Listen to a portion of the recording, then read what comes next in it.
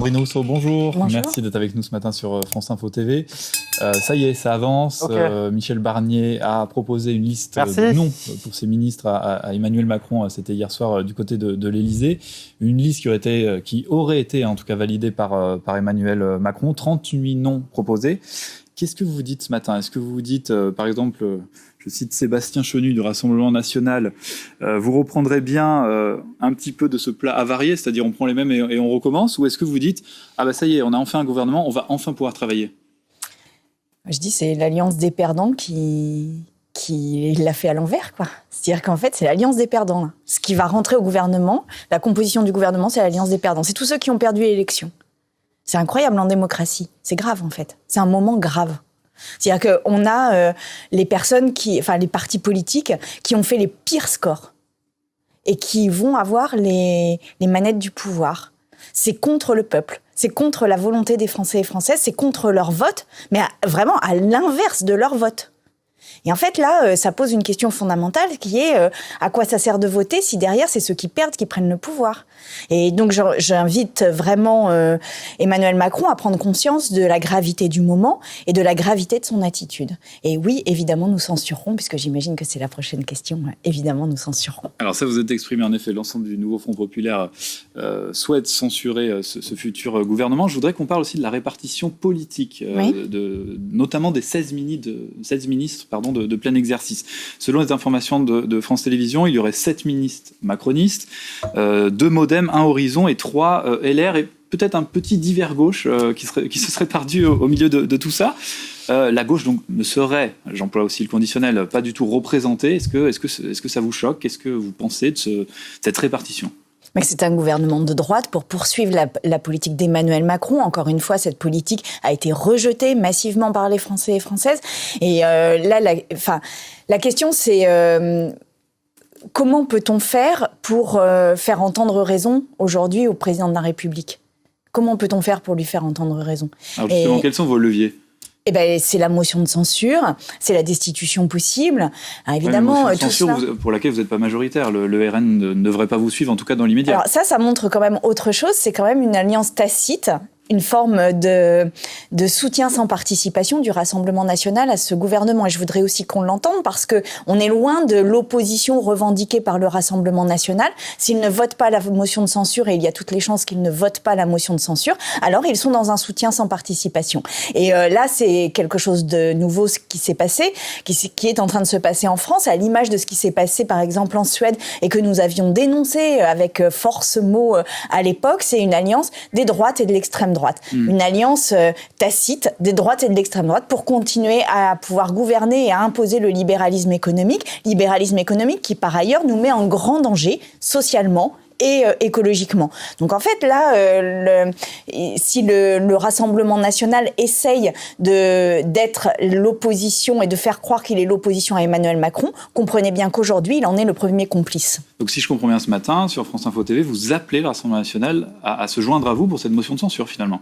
Je n'appelle absolument pas le Rassemblement national à faire quoi que ce soit, je constate ce qui est en train de se faire. Bien qu'il la vote avec vous. Constate ce qui est en train de se faire. Il y a un soutien sans participation du Rassemblement national au gouvernement Barnier. Que tout le monde en tire bien les conséquences. Que tout le monde comprenne bien ce que cela veut dire politiquement. C'est que le Rassemblement national est en train de soutenir de manière objective la politique libérale et destructrice d'Emmanuel Macron. Alors, le Rassemblement national, ils ont déposé une proposition de loi pour abroger la réforme des retraites. Oui. Vous avez dit très clairement que vous comptez pas la soutenir. Oui.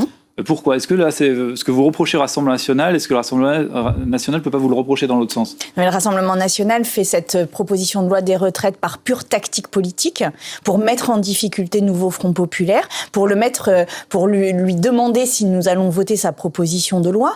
Et en fait, au fond de la politique menée par le Rassemblement national, encore une fois, c'est un soutien sans participation au gouvernement d'Emmanuel Macron. Donc en fait, ça n'est pas du tout une politique sociale, c'est juste une tactique tactique politique pour nous mettre en difficulté. Moi, je n'entrerai pas dans cette tactique politique, surtout que ça n'a aucune chance d'aboutir à la fin. L'objectif est le même, abroger la réforme des retraites. Vous êtes d'accord là-dessus avec le RN? Non, Jordan Bardella nous a dit que finalement, il n'allait pas réformer, puis peut-être qu'il allait réformer, puis peut-être qu'il allait abroger, puis qu'il allait demander un audit des comptes publics. Il a eu 4 positions différentes sur cette abrogation des réformes des retraites. Il est hors de question que leur hypocrisie et leur volonté de faire de la petite politique prennent le pas sur ce qui s'est passé depuis des mois en France, qui est un mouvement social d'une ampleur inédite depuis mai 68 et qui se poursuivra par l'abrogation de cette réforme, mais nous le ferons dans la niche LFI ou dans le PLFSS, c'est-à-dire dans une véritable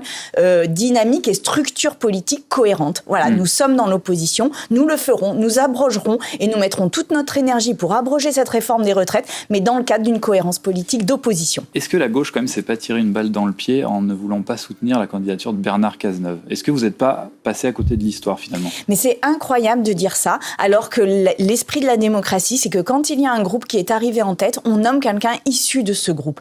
Et vraiment, je comprends... Mais oui, je ne comprends même pas qu'on puisse nous accuser de quoi que ce soit, alors que nous sommes arrivés en tête et qu'on nous a privés du résultat de cette élection, qu'on a privé tous nos électeurs et électrices du résultat de cette élection. C'est grave ce qui est en train de se passer. C'est la première fois que ça se passe comme ça dans la Ve République. Vous parlez d'un vol d'élection, comme Jean-Luc Mélenchon, vous dites, vous vous êtes fait voler l'élection, vous dites ça aussi? Oui, nous nous sommes fait voler, les électeurs qui ont voté pour nous se font voler le résultat de cette élection, puisqu'ils se sont mobilisés en masse. Ils voulaient une politique de gauche, ils voulaient une rupture véritablement avec la politique d'Emmanuel Macron, ils voulaient de l'écologie, ils voulaient l'abrogation des réformes des retraites, ils voulaient une augmentation des salaires, ils voulaient surtout qu'on sorte de cette politique de destruction vraiment de nos services publics, de tout.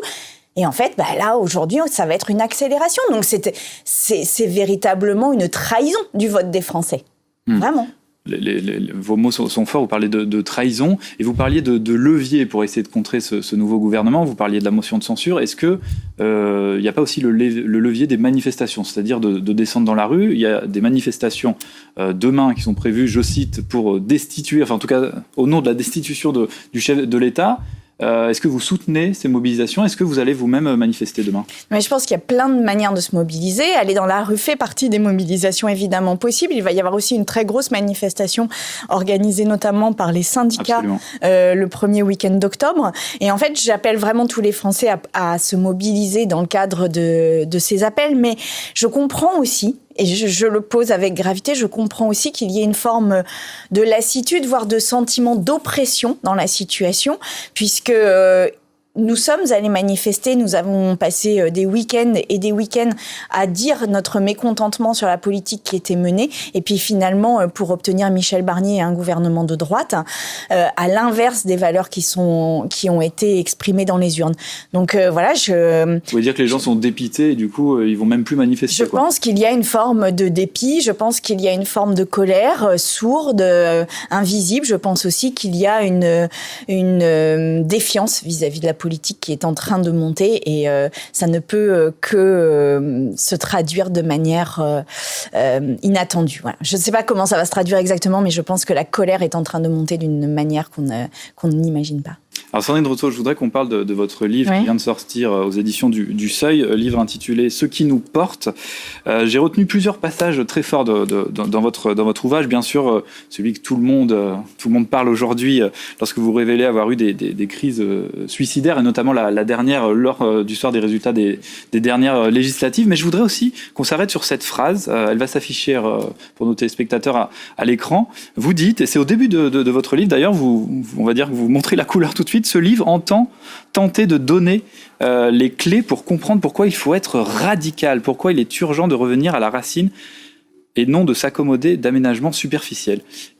Qu'est-ce que vous voulez dire par là, être radical? Est-ce que vraiment, en ces temps d'instabilité politique qu'on connaît actuellement, il faut vraiment être radical? Est-ce que c'est par la radicalité qu'on va sortir de l'ornière? Je pense que précisément, on est dans une crise politique parce qu'il y a un fossé énorme entre ce qui est en train de se passer dans la société française et le discours politique qui accapare, qui monopolise un discours économique complètement dépassé et à bout de souffle. Aujourd'hui, le système économique de croissance est devenu une espèce de priorité, alors que je rappelle qu'une économie n'est qu'un moyen pour obtenir quelque chose.